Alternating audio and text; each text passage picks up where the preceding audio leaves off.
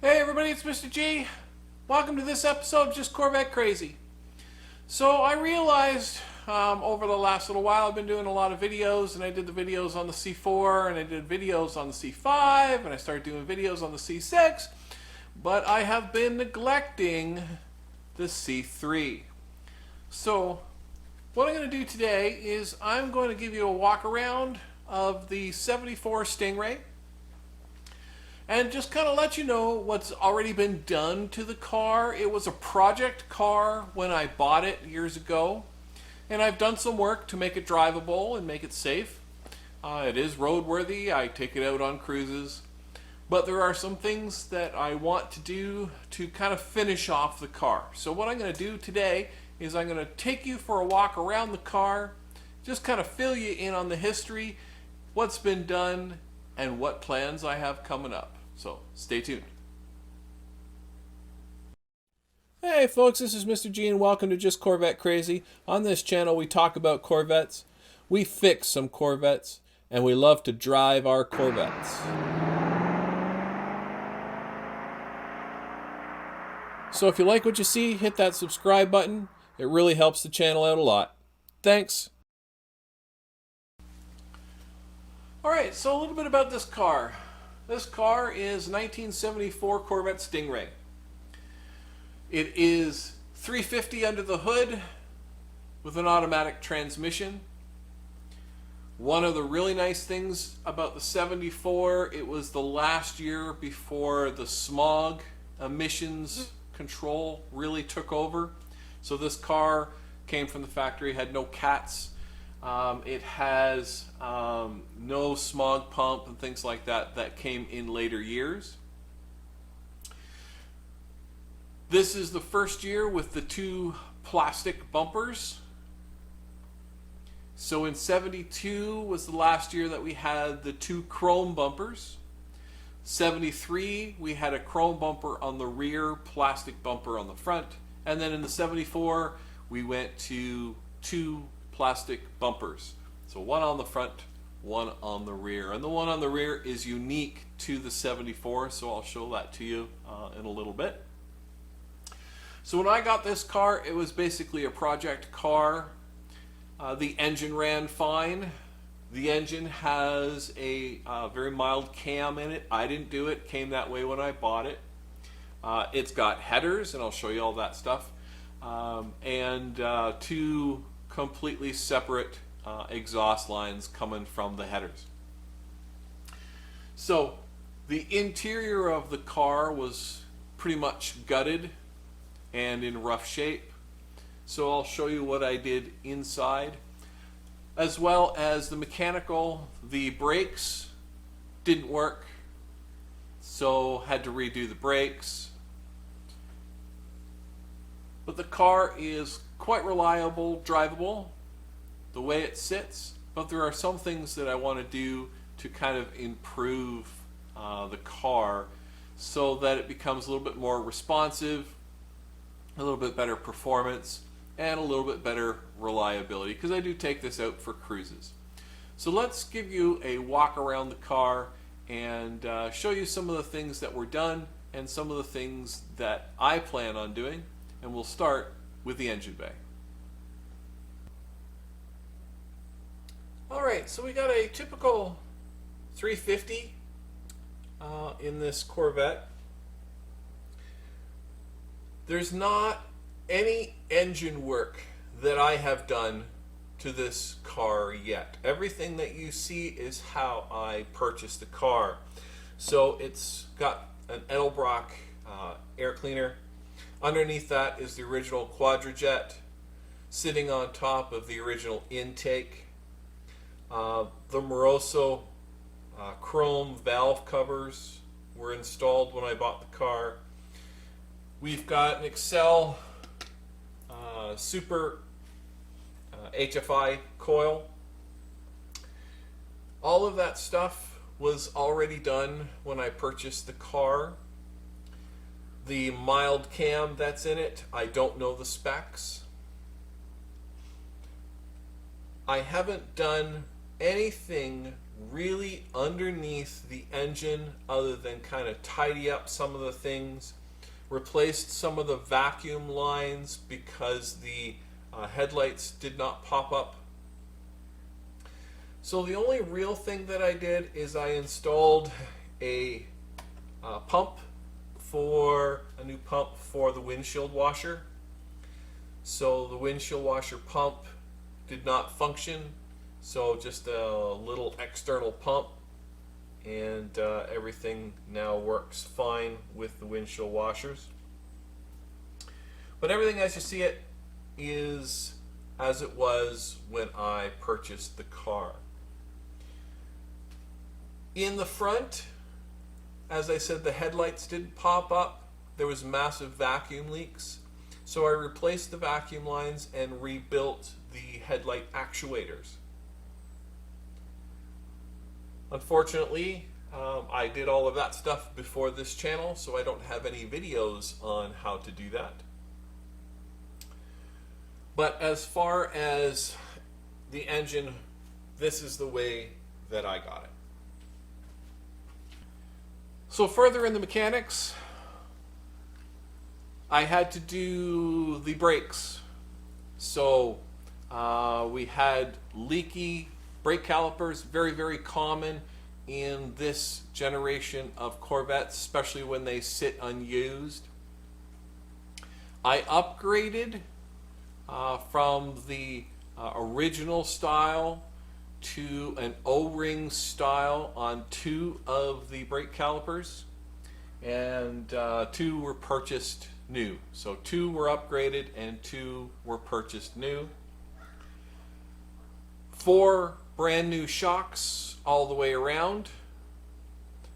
So the shocks were bad and leaking when I purchased the car, so 4 brand new shocks all the way around.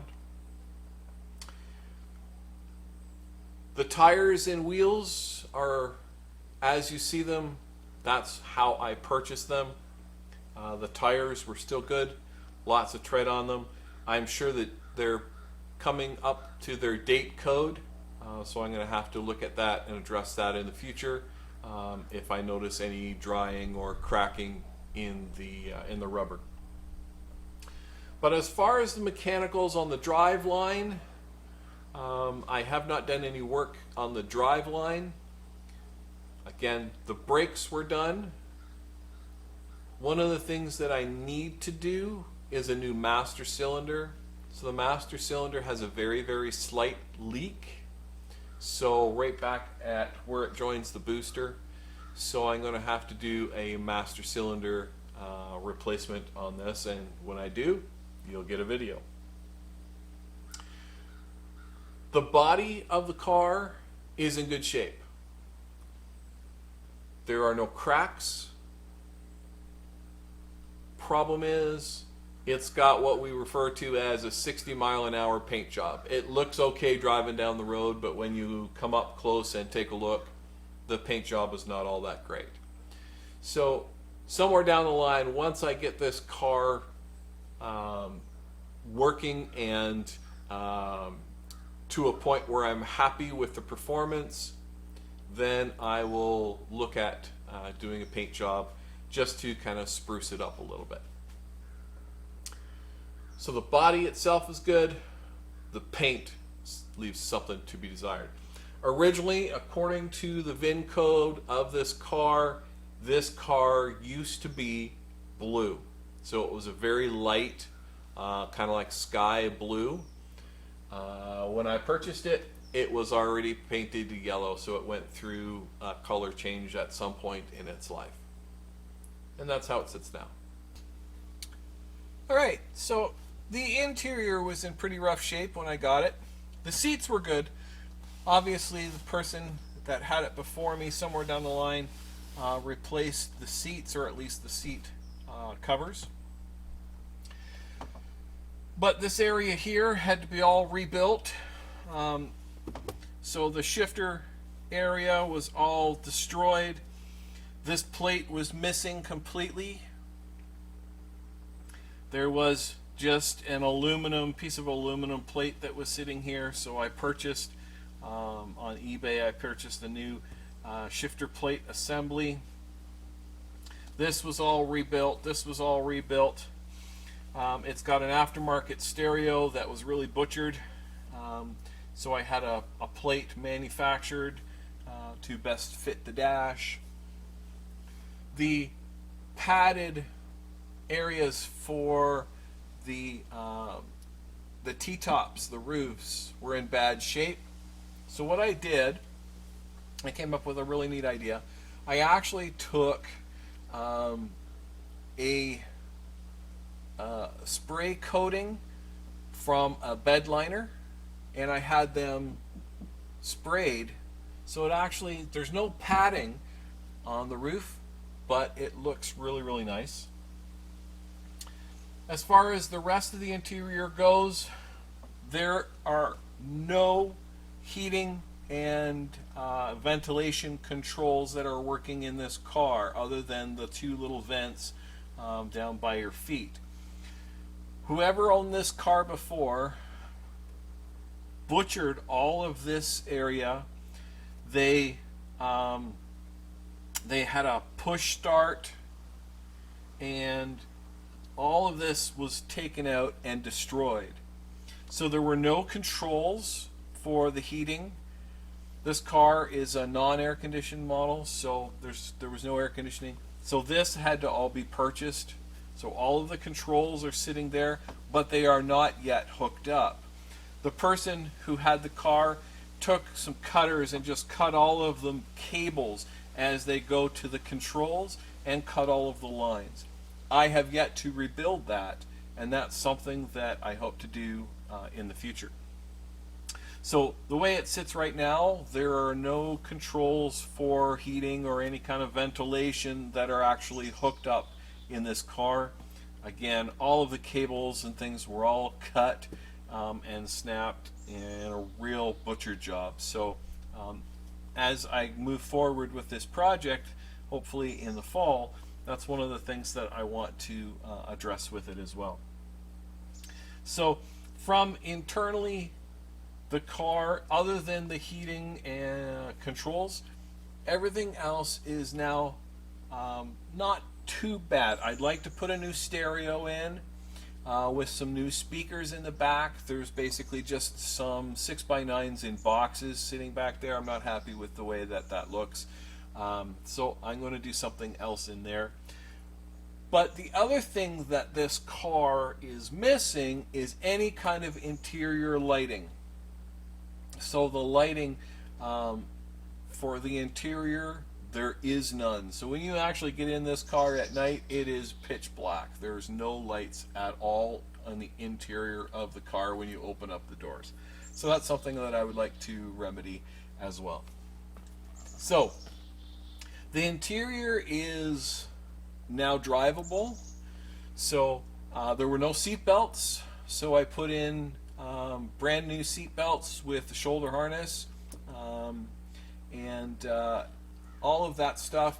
The T-ribs come off, they lock into place.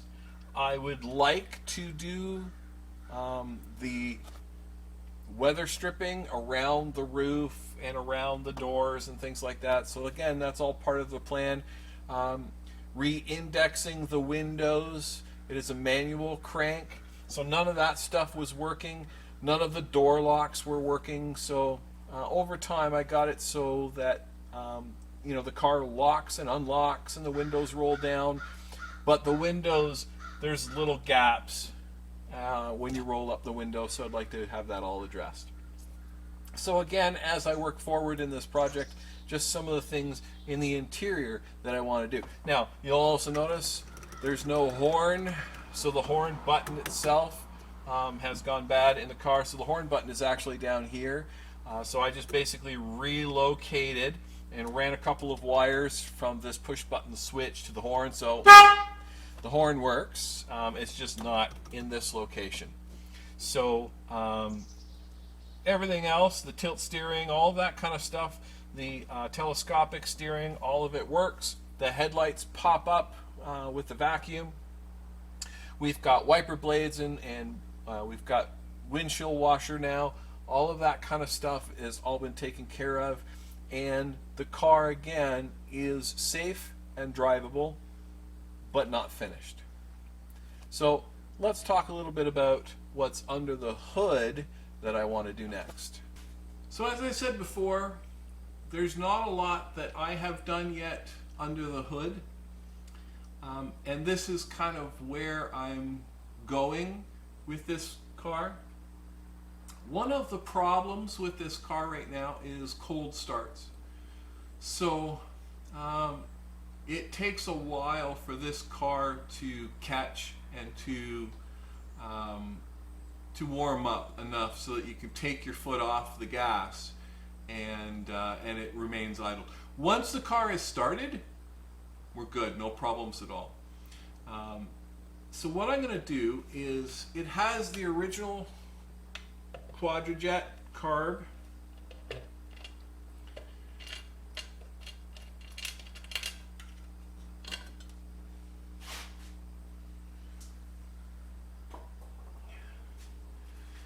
So what I'm going to do is I'm going to upgrade this. I think I'm going to go with an Edelbrock carb. I already have purchased some new valve covers, and I'm going to have them custom painted. So I think what I'm going to do is get a performer intake from Edelbrock and a carburetor with an electric choke from Edelbrock. So right now we've got the old school heated choke. I'm going to upgrade that and go with an electric choke. I noticed that in the last cruise that I did with this car, we have a very small coolant leak somewhere around the thermostat area. So I'm not sure if it's the gasket. So I've already started purchasing a few parts, odds and ends, when I order some other things. So as I get going in the fall on this build, this is what I'm going to be doing. So again, for looks, I'm going to be replacing the valve covers. I'm going to have them custom painted. I'm also going to be replacing the carb and the intake. I have already received new hoses, thermostat, new belts, all that kind of stuff has already been ordered and received. I'm going to try and dress up the engine a little bit to make it a little cleaner under the hood, you know, that entails some new hoses. Again, I mentioned that I do have a very small leak underneath the master cylinder where it joins onto the booster. So I'm going to get a new master cylinder, get some new lines here, and I'll do all of that once I get the new carb on. We'll probably do cap, rotor plugs, all that kind of stuff as well as I get going. I've already got the belts. Get things cleaned up a little bit under the hood just to dress it up. But the carb and intake, I'm hoping, will give us a little bit better performance than what we have here. So again, this will come off and going to replace it with some nice Edelbrock Performer materials. So that's the plans. Hopefully that can take place this fall, and I'll take you along for the ride. So let's take a walk around the car and see what condition the actual body is in. Alright, so we're just going to start on the passenger side. Again, the body itself is in good shape. There's no cracks. The vent here was replaced. I had to pick up a new one. The one that I came with the car was cracked. It's got the original rally style wheels in very, very good condition. There are a few chips in the paint, but no cracks. no brakes. The doors line up fairly well, close really nice. One of the things I'm not thrilled about is the lining up here of the roof panels, so I'm going to have to do some adjustment there. The power antenna does not function and it is bent, so I'm going to replace that probably when I replace the stereo system.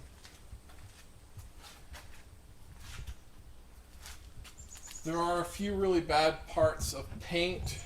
One is right down here at the license plate.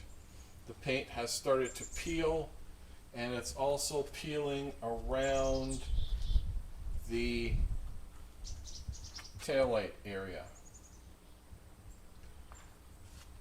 The Corvette logo is there. Now remember, I said that there was a uniqueness to the 74 rear bumper, and that is this split line right down here. So that's only on the 74s. So this line right here, that splits right down the bumper all the way down. That is unique to the 74 model.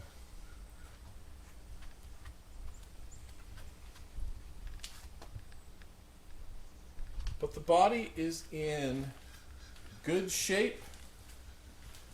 But again, I would like to do a new paint job. I like the yellow color. Ideally, what I would like to do is yellow again and maybe put some racing stripes down the hood and the roof.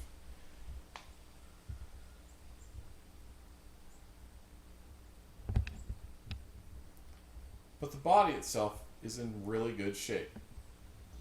So, back when I purchased this car a few years ago, one of the things that really jumped out at me and made me purchase this car, if you will, is the condition of the frame. So the frame on this car is excellent. The bird cage, excellent. So wherever this car was stored, it was stored correctly. It was obviously stored in some kind of a garage somewhere, because there's no rust or rust rotting or anything like that in the bird cage or in the actual frame itself. So that was one of the reasons why when I came across this car, I basically pulled the trigger. I knew that there was some other things, the interior and all that. I could see all of that. The engine ran, and I'll do a start for you in a couple of seconds.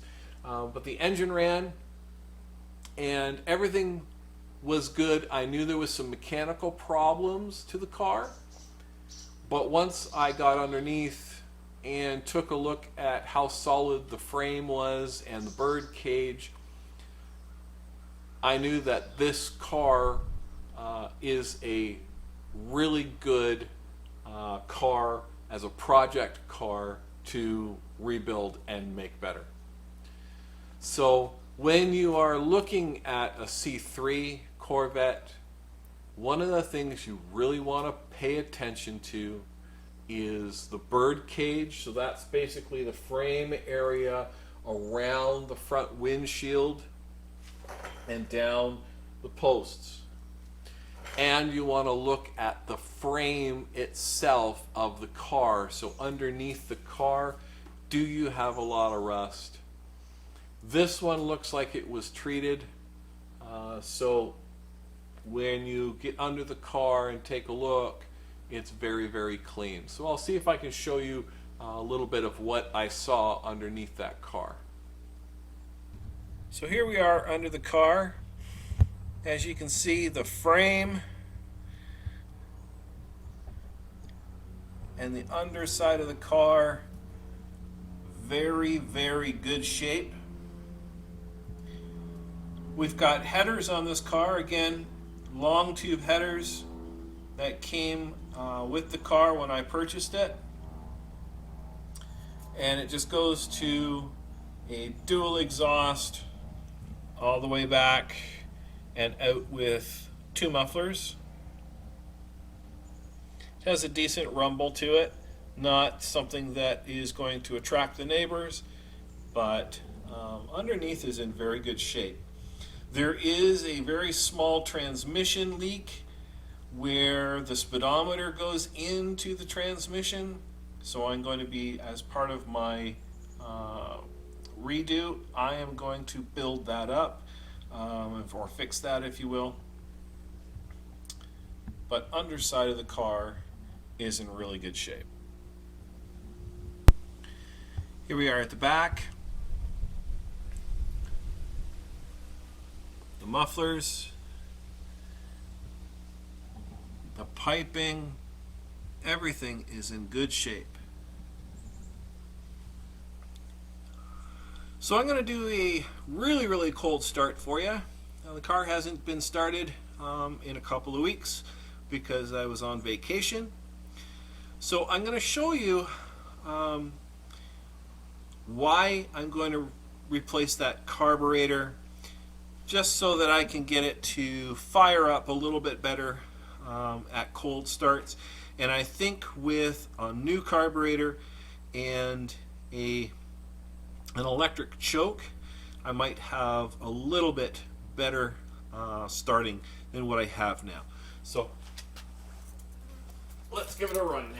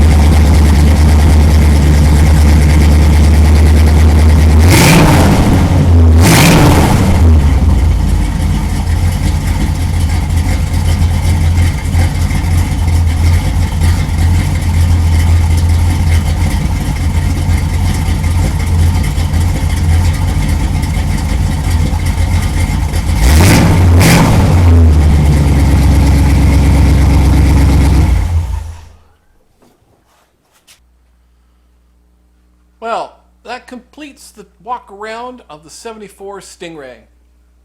Complete with cold start. Now, because it's really warm outside today, it started up not too bad. It idled a little rough, give it some gas, it'll smooth out.